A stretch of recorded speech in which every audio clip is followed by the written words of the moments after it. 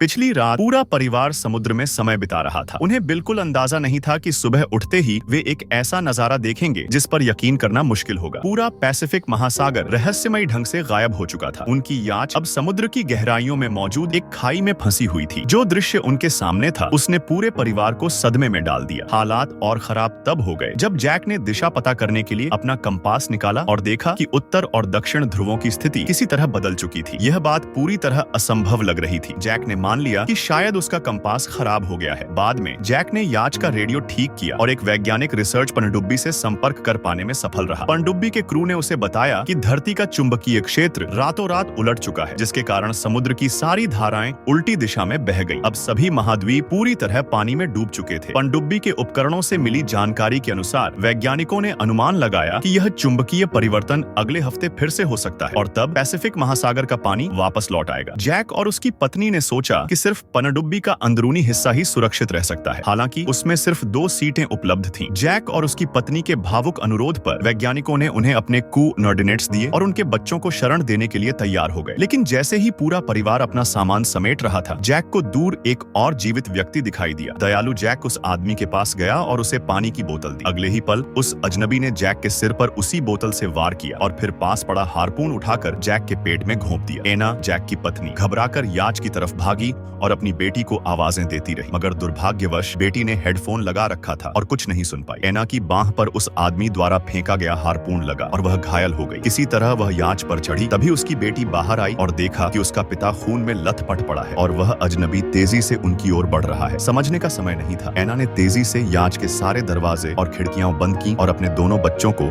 एक अलमारी में छिपा दिया। उसने बेटी को याच की एकमात्र हथियार, एक फ्लेयर गन दी और निर्देश दिया कि अगर कोई भी पास आए तो तुरंत चला देना। एना खुद एक रसोई वाला चाकू लेकर बाथरूम में छिप गई। उधर वह आदमी याच पर चढ़ चुका था और दरवाजे को जोर जोर से पीट रहा था।